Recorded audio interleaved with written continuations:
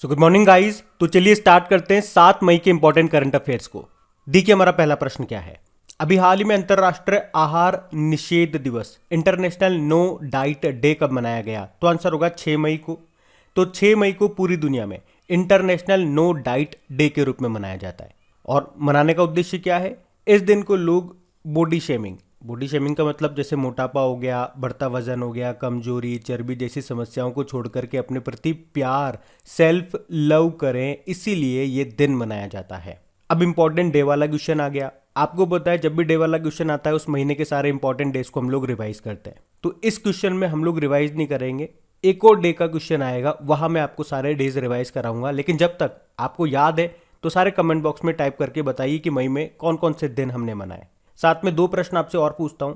आप मुझे बताओ, यहां पे जैसे कि आहार डाइट की बात हुई है, तो वर्ल्ड फूड डे आपने जरूर सुना होगा।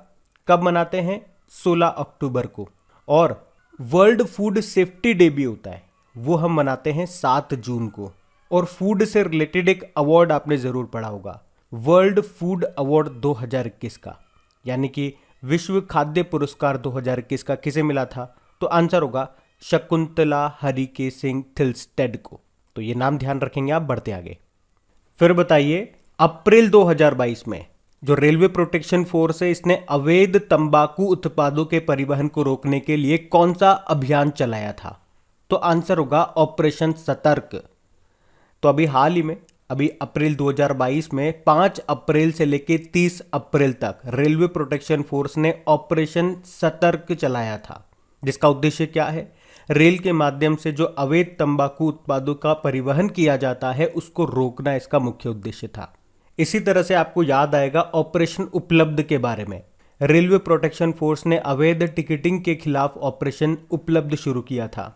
और ऑपरेशन आहत मानव तस्करी पर अंकुश लगाने के लिए रेलवे प्रोटेक्शन फोर्स ने इसे शुरू किया था। और ऑपरेशन अमानत की बात करें तो रेल यात्रियों के खोए हुए सामानों को ट्रैक करने के लिए भारतीय रेलवे ने यह मिशन शुरू किया था, अमानत। अच्छा, ऑपरेशन की बात है तो आपको 2 ऑपरेशन जरूर याद आएंगे, एक तो ऑपरेशन देवी शक्ति और एक ऑपरेशन गंगा। इनमें से एक ऑपरेशन तो वो है जो अफगानिस्तान में भारतीय फंसे हुए थे उनको वापस भारत में लाने के लिए चलाया गया था, और दूसरा ऑपरेशन हमने चलाया था यूक्रेन में फंसे हुए भारतीय छात्रों को वापस भारत लाने के लिए। अब आपको बताना है कौन सा ऑपरेशन किसके लिए था। एक ऑपरेशन परिवर्तन आपने और जरूर सुना होगा। भांग की खेती को खत्म करने के लिए यह ऑपरेशन परिवर्तन शुरू किया था। किस राज्य ने? आंध्र प्रदेश ने। बाकी वर्तमान में हमारे रेल मंत्री कौन है? अश्विनी वैष्णव है। पहले रेल मंत्री कौन थे? जॉन मथाई थे। और अभी रेलवे बोर्ड के नए चेयरमैन और सीईओ भी बन गए हैं। क्या नाम है? विनय कुमार त्रिपाठी नाम है। चलो एक प्रश्न मैं आपसे पूछता हूं। अभी भारतीय रेलवे ने स्वचालित ट्रेन सुरक्षा प्रणाली का परीक्षण किया था, उसका नाम क्या है? तो आंसर होगा कवच। मतलब 2 ट्रेनें अगर आमने सामने आ रही है एक ही ट्रैक पे, तो जो उनका हेड ऑन कॉलिजन होगा, मतलब आमने सामने टकराएंगे, उसे रोकने के लिए ये सिस्टम बनाया था जिसका नाम है कवच। और अगर आपसे पूछा जाए कि रेल मंत्रालय देश की सबसे बड़ी कुश्ती अकादमी कहां पे बनाएगा, तो फिर आंसर होगा किशनगंज, दिल्ली में। और बताओ, भारत का पहला बुलेट ट्रेन स्टेशन ये किस शहर में बनेगा? तो आंसर होगा सूरत में। जो बुलेट ट्रेन है ये मुंबई से अहमदाबाद चलेगी। कब चलेगी पता नहीं, लेकिन इसका पहला स्टेशन बन रहा है सूरत में। तो इतना ध्यान रखना। बढ़ते आगे। अच्छा बताइए, अभी हाल ही में व्हाइट हाउस की प्रेस सचिव बनने वाली पहली अश्वेत महिला और LGBTQ+ व्यक्ति कौन बन गई हैं? तो आंसर होगा करीन जॉन पियर।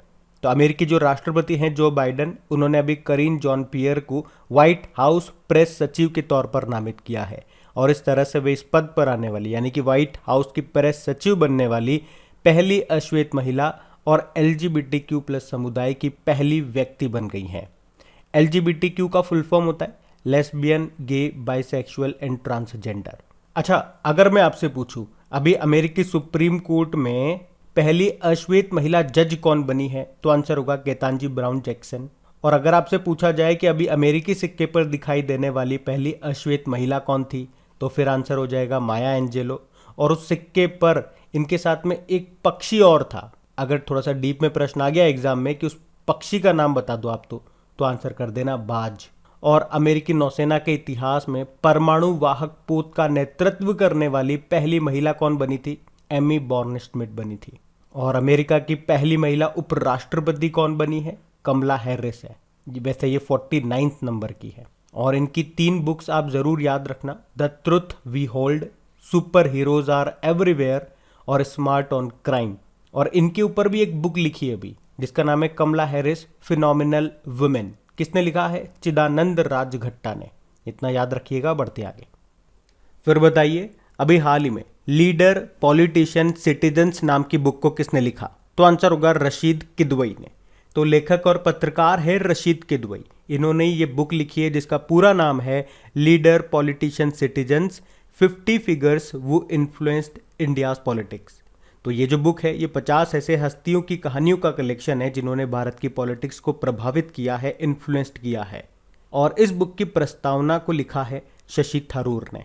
अच्छा मुझे बताओ, अभी not just a night watchman नाम की बुक को किसने लिखा था? विनोद रॉय ने। और आपको याद होगा बिरसा मुंडा जनजातीय नायक नाम की बुक को लिखा किसने? आलोक चक्रवाल ने।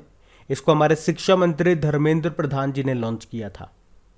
और हरीश मेहता ये नेस्कॉम के पहले अध्यक्ष हैं। इन्होंने अभी एक बुक लिखी है जिसका नाम है द मैवरिक इफेक्ट।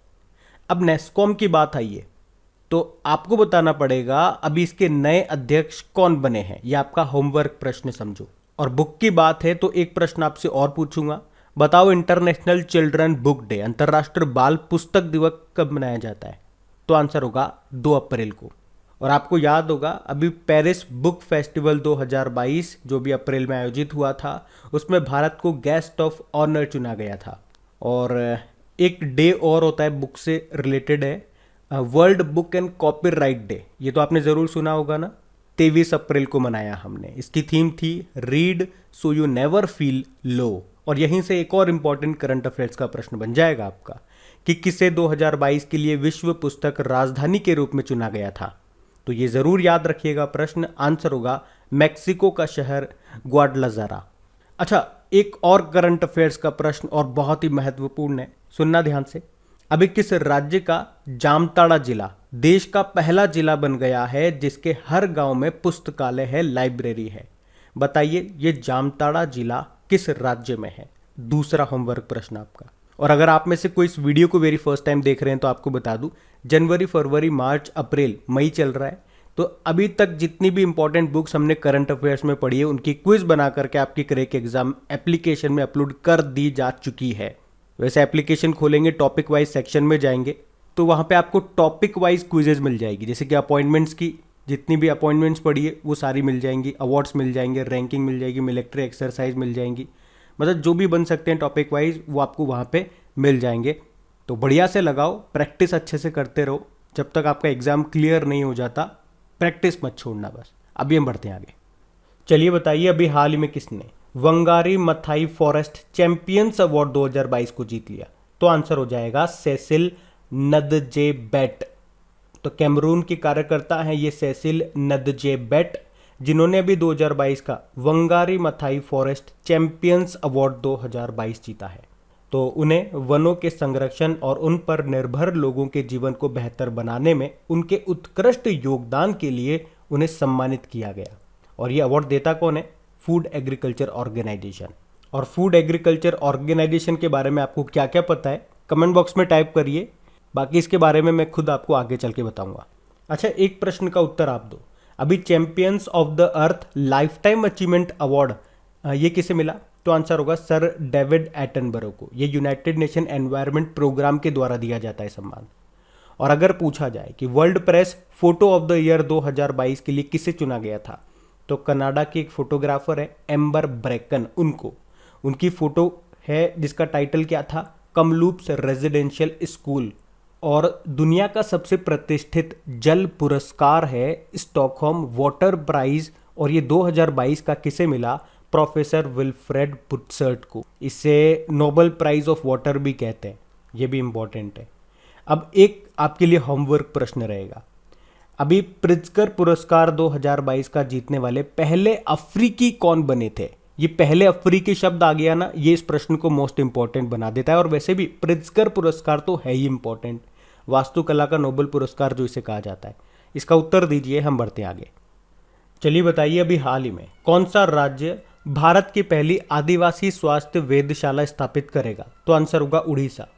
तो एसटीएससी विकास विभाग ने क्षेत्रीय चिकित्सा अनुसंधान केंद्र भुवनेश्वर में जो है उसके साथ एक आदिवासी स्वास्थ्य वेधशाला के लिए समझौता किया है। इसको इंग्लिश में क्या कहेंगे आप? ट्राइबल हेल्थ ऑब्जर्वेटरी, शॉर्ट में बोलेंगे तो ट्राई होब। तो जैसा कि नाम से क्लियर है, ये आदिवासी आबादी के स्वास्थ्य संबंधी डेटा को कलेक्ट करने का काम करेगा। अब बात उड़ीसा की है, तो ये रहा मैप में उड़ीसा। कैपिटल क्या है इसकी? भुवनेश्वर है।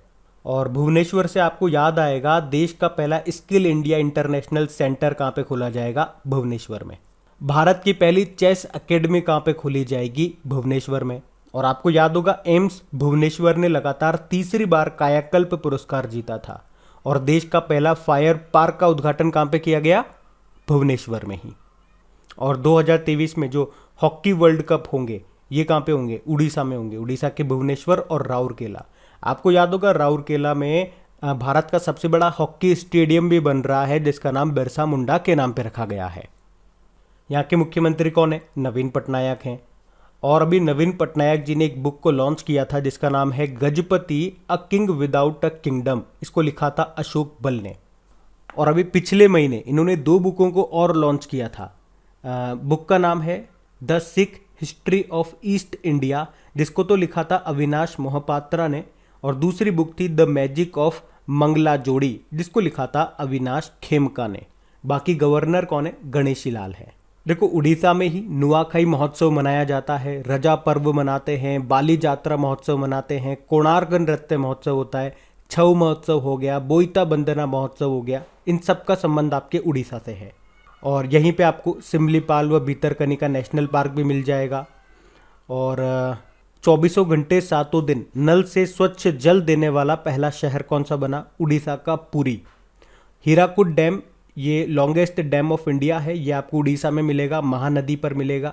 और महानदी के किनारे ही बसा हुआ है कटक शहर, यहीं पे आपको बाराबत्ती स्टेडियम मिलेगा। ये प्रश्न एग्जाम में पूछा जा चुका है। यहीं पे राष्ट्रीय चावल अनुसंधान केंद्र भी आपको मिल जाएगा। उसके अलावा भी उड़ीसा के कटक जिले में ही राज्य का सबसे लंबा पुल भी बना है जिसका नाम रखा टी सेतु। महानदी पर है ये, इसकी लंबाई 3.4 किलोमीटर। और देश का सर्वश्रेष्ठ समुद्री जिले के रूप में भी किसे सम्मानित किया गया था? तो वो भी याद रखना, बालासोर जिला। और ये जो आप देख रहे हो ये चिल्का लेक है, एशिया की सबसे बड़ी खारे पानी की झील है। और याद रखना भारत की पहली रामसर साइट भी यही है। 1981 में इसे दर्जा मिला था। चलो कमेंट बॉक्स में टाइप करके बताओ वर्तमान में टोटल कितनी रामसर साइट मिलेगी आपको भारत में। और इसी में आपको नलबाना पक्षी अभ्यारण्य भी मिलेगा। और यहाँ पे कौन सी डॉल्फिन मिलती है? इरावदी डॉल्फिन मिलती है। तो ये सारे इंपॉर्टेंट पॉइंट्स मैंने आपको बताया, ध्यान रखना। बढ़ते आगे।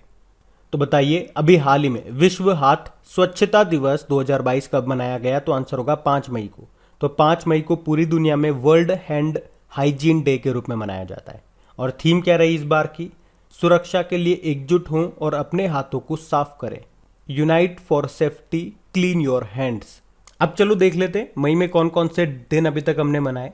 1 मई को याद रखना 3 डे मनाए हमने। उज्ज्वला दिवस मनाया, इंटरनेशनल लेबर डे मनाया और वर्ल्ड लाफ्टर डे मनाया, जो कि मई के पहले रविवार को मनाते हैं। 2 मई को वर्ल्ड ट्यूना डे मनाया। 3 मई को वर्ल्ड प्रेस फ्रीडम डे मनाया था हमने।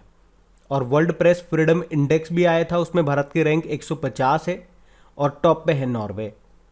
3 मई को ही वर्ल्ड अस्थमा डे मना लिया हमने, क्योंकि मई के पहले मंगलवार को मनाया जाता है और इस बार ये 3 मई को आ गया। 4 मई को इंटरनेशनल फायर फाइटर्स डे मनाया हमने। तो ये याद रखना, अभी तो इतने से याद हो जाएंगे, जैसे जैसे आगे बढ़ते जाएंगे और भी दिन ऐड होते जाएंगे। तो साथ के साथ याद करते चलोगे, बार बार रिवाइज करते हुए चलोगे, दोहराते हुए चलोगे, तो तकलीफ नहीं होगी, ये चीज़ें आपको याद रहेंगी। अचानक से महीने के एंड में जाकर के सोचोगे कि हाँ अब याद कर ले, तो फिर तो बर्डन तो पड़ेगा ही सही, कठिन तो लगेगा ही सही। वैसे इनकी भी क्विज आपको मिल जाएगी, तो वहाँ पे भी प्रैक्टिस करते रहें और अपनी चीज़ों को स्ट्रांग बनाते रहें। बढ़ते आगे। अच्छा बताइए, अभी हाल ही में भारत का अपनी तरह का पहला फ्लो केमिस्ट्री टेक्नोलॉजी हब ये कहाँ पे स्थापित किया गया? तो आंसर होगा हैदराबाद में। तो अभी तेलंगाना सरकार ने doctor Reddy's institute of life sciences Hyderabad में भारत की अपनी तरह की पहली फ्लो केमिस्ट्री टेक्नोलॉजी हब को लॉन्च किया है, जिसका उद्देश्य क्या है? फार्मास्यूटिकल क्षेत्र में कुशल और टिकाऊ प्रौद्योगिकी को शामिल करना और उसे बढ़ावा देना। अच्छा, कुछ इंपॉर्टेंट प्रश्न मैं आप लोगों से पूछता हूँ। आप मुझे बताइए पहले तो, अभी हैदराबाद और इसके साथ एक और कौन सा शहर है जिसको 2021 के लिए tree city of the world के रूप में चुना गया? तो आंसर हो जाएगा मुंबई। और अभी एसबीआई ने हैदराबाद में एक innovation, incubation and acceleration centre भी स्थापित किया था। अच्छा, देश का पहला पूर्ण महिला स्वामित्व वाला एफएलओ फिक्की लेडीज ऑर्गेनाइजेशन औद्योगिक पार्क ये कहाँ पे स्थापित किया गया? तो आंसर होगा हैदराबाद में। और माइक्रोसॉफ्ट, याद रखना, हैदराबाद में भारत का सबसे बड़ा डेटा सेंटर भी स्थापित करेगा। चलो मुझे बताओ, स्टेच्यू ऑफ इक्वेलिटी इसका उद्घाटन कहाँ पे किया गया था? प्रधानमंत्री नरेंद्र मोदी ने फरवरी में उद्घाटन किया था। तो आंसर हो जाएगा हैदराबाद में ही। ये संत रामानुजाचार्य जी की 216 फीट ऊंची प्रतिमा है। और ये भी ध्यान रख सकते हो, ये दुनिया की दूसरी सबसे ऊंची बैठी हुई स्टेच्यू है। और भारत का पहला ट्रांसजेंडर कम्युनिटी डेस्क कहाँ पे खुला? तो भी आंसर हो जाएगा हैदराबाद में ही। चलो आप तो ये बता दो, हैदराबाद को भारत में मिलाने के लिए कौन सा ऑपरेशन चलाया गया था? अगर डेली आप लोग हमारे करंट अफेयर्स का रिवीजन वाला वीडियो देखते होंगे, जहां पे 10 स्टैटिक क्वेश्चन को हम लोग कवर करते हैं, और वहां पे वो स्टैटिक क्वेश्चन होते हैं जो आपके करंट अफेयर से लिए जाते हैं, तो वहां पे ये प्रश्न मैंने आपको कई बार बताया है। तो उत्तर अभी आप ही लोग देंगे, हम बढ़ेंगे आगे। चलिए बताइए, अभी हाल ही में किस राज्य सरकार ने जीवला योजना शुरू की? तो आंसर होगा महाराष्ट्र ने। तो देखो, प्रश्न का उत्तर तो आपको मिल गया, जीवला योजना ये किसने शुरू की है? महाराष्ट्र ने। अब बात करेंगे इसमें होगा क्या, या ये योजना है किसके लिए? तो महाराष्ट्र की जेलों में जो कैदी है उनके लिए है ये योजना। और इसके तहत वे जो कैदी है वे महाराष्ट्र राज्य सहकारी बैंक से 50,000 रुपए तक का पर्सनल लोन ले सकते हैं अपने परिवार वालों के लिए। लेकिन याद रखना, वो कैदी 3 साल से ज्यादा की सजा काट रहे हों, उन्हीं को इसका फायदा मिलेगा। और जब वो लोन लेंगे तो ब्याज भी देना पड़ेगा। कितना ब्याज? 7% का ब्याज देना पड़ेगा। और उसके एवज में उन्हें कोई गारंटी वगैरह देने की जरूरत नहीं होगी कि भाई मकान के कागज रखने, गाड़ी के कागज रखने, ऐसा कुछ भी नहीं। कोई भी मॉर्गेज नहीं रखना है उन्हें। तो सबसे पहले इसे पुणे की यरवदा सेंट्रल जेल में शुरू किया जाएगा, बाकी और जगह फिर बाद में शुरू कर दिया जाएगा। देखो, मराठी में जीवला का मतलब क्या होता है? स्नेह, प्रेम। तो 3 पॉइंट याद रखना। जीवला योजना कहाँ की? महाराष्ट्र की। कैदियों के लिए है, वहां के जेल में जो कैदी रहते हैं उनके लिए है, उनको लोन दिया जाएगा। और कितने का लोन दिया जाएगा? 50,000 रुपए का। अच्छा, बात महाराष्ट्र की है। महाराष्ट्र को हम कई बार देखो डिस्कस कर चुके हैं। अभी हम कुछ योजनाओं को डिस्कस करते हैं। चलो पहले तो आप मुझे बताओ, मुख्यमंत्री मितान योजना अभी ये किसने शुरू की थी? कल परसों ही पढ़ा है हमने, छत्तीसगढ़ ने।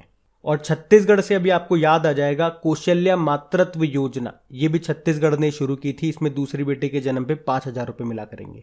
चलो मुझे बताओ, अभी कर्नाटक सरकार ने निमोनिया का सफलतापूर्वक रोकने के लिए अभी कौन सा अभियान शुरू किया था? सांस अभियान।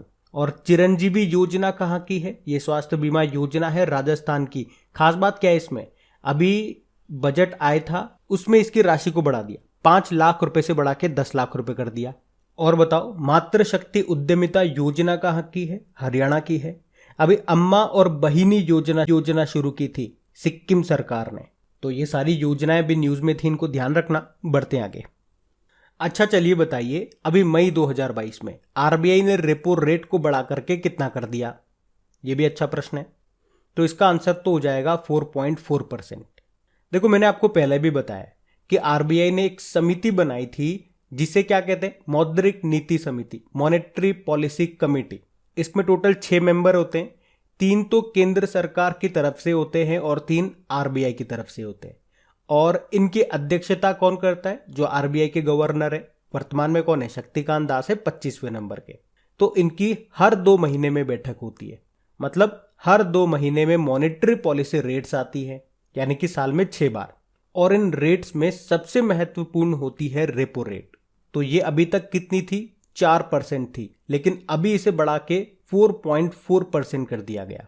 अच्छा, ये रेट्स क्यों निकाली जाती है? आप सोचते होंगे क्यों निकाल रहे हैं रेट? तो महंगाई यानी कि इन्फ्लेशन को कंट्रोल करने के लिए इसे निकाला जाता है। तो होती है महंगाई कंट्रोल। उसके पहले आप जानो कि रेपो रेट का मतलब क्या हो गया। जैसे कि आरबीआई हो गया, सेंट्रल बैंक ऑफ इंडिया, और बाकी जो आपके दूसरे बैंक हो गए।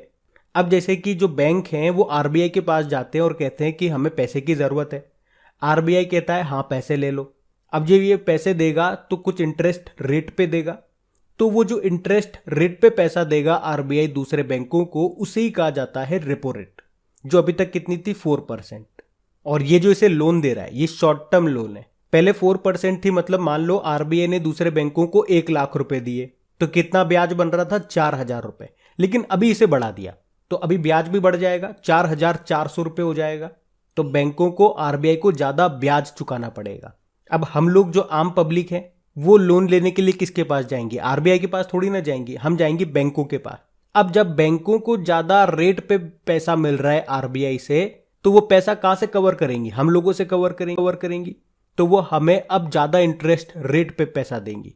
मैं लोन लेने गया तो मान लो बैंक मुझे पहले लोन दे रही थी 8% पे, अब बैंक को ऊपर से ज्यादा रेट पे पैसा मिल रहा है तो वो मुझसे भी ज्यादा रेट मांगेगी।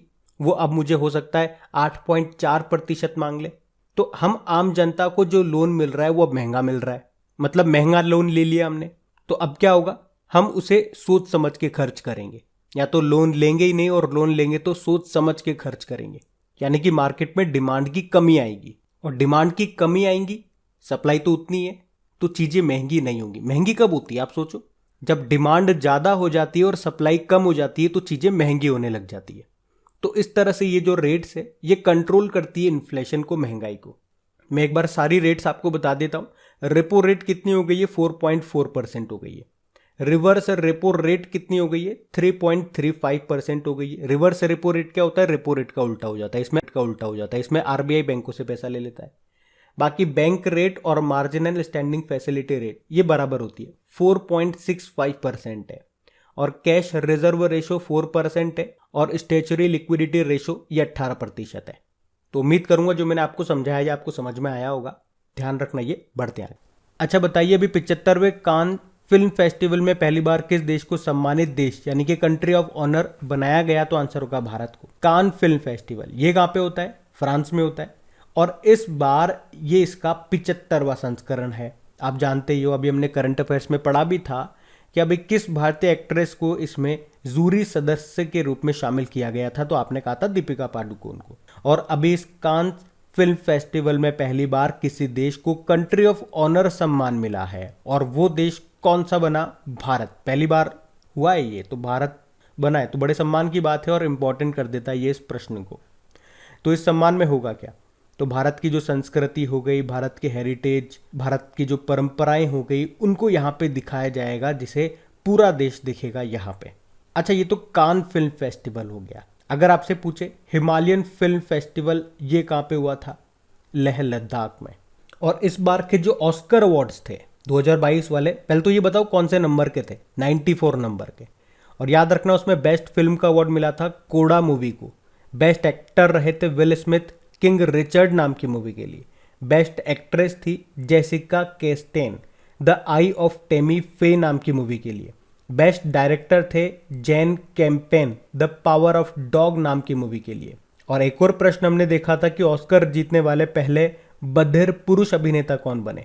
ट्रॉय कोट्सर कोडा मूवी के लिए बेस्ट सपोर्टिंग एक्टर का अवार्ड मिला था इनको। तो ये भी ध्यान रखना। बढ़ते आगे, चलिए बताइए मई 2022 में किसके द्वारा the state of world forest 2022 report जारी की गई? तो आंसर होगा फूड एग्रीकल्चर ऑर्गेनाइजेशन। तो रिपोर्ट का नाम है the state of world forest 2022। इसे जारी किया है फूड एग्रीकल्चर ऑर्गेनाइजेशन ने। अच्छा, फूड एग्रीकल्चर ऑर्गेनाइजेशन आ गया। हेडक्वार्टर इसका रोम इटली में है। इसकी स्थापना होती है 16 अक्टूबर 1945 को। इसीलिए तो आप 16 अक्टूबर को वर्ल्ड फूड डे मनाते हो। और ये जो रिपोर्ट है ये हर 2 साल में जारी होती है। और इस बार इस रिपोर्ट में क्या बताया गया कि पिछले 30 सालों में जितने फॉरेस्ट थे उसमें से 10.34% फॉरेस्ट खत्म हो चुके हैं, हमने उनको खो दिया है। और फॉरेस्ट से आपको याद आएगा अभी 17 नंबर की इंडियन फॉरेस्ट सर्वे रिपोर्ट भी आई थी। 3 पॉइंट हम लोगों ने डिस्कस किए थे कि भारत में फॉरेस्ट का मैक्सिमम एरिया ये आपको मिलेगा मध्य प्रदेश में, और मिनिमम सबसे कम मिलेगा हरियाणा में। प्रतिशत के हिसाब से बात करोगे, परसेंटाइल के हिसाब से, तो भी सबसे ज़्यादा कहाँ पर है? मिजोरम में। और सबसे कम हरियाणा में है। और सबसे ज़्यादा वनों में वृद्धि कहाँ पे देखी गई? ये आंध्र प्रदेश इसका आंसर होगा। तो इतनी चीज़ें आपको ध्यान रखनी है। अब बात कर लेते हैं कल के वीडियो में पूछे गए प्रश्न के उत्तर की। तो कल के वीडियो में आपसे पूछा था विश्व प्रेस स्वतंत्रता सूचकांक 2022 में भारत कौन से स्थान पर है, तो आपने कहा था 150वें स्थान पे है और टॉप पे नॉर्वे है। आप सभी ने प्रश्न का बिल्कुल सही उत्तर दिया है। और गाइज अगर सेशन अच्छा लगा करे तो प्लीज़ इसे लाइक करके शेयर ज़रूर करा करें अपने दोस्तों के साथ में। बाकी आप लोगों के लिए इनकी क्विज बना करके अपलोड कर दी गई है आपकी क्रैक एग्जाम एप्लीकेशन, वहीं पे इनकी आपको PDF भी मिल जाएगी। तो अच्छे से प्रैक्टिस करना। अब ये रहा आज का आपका होमवर्क प्रश्न।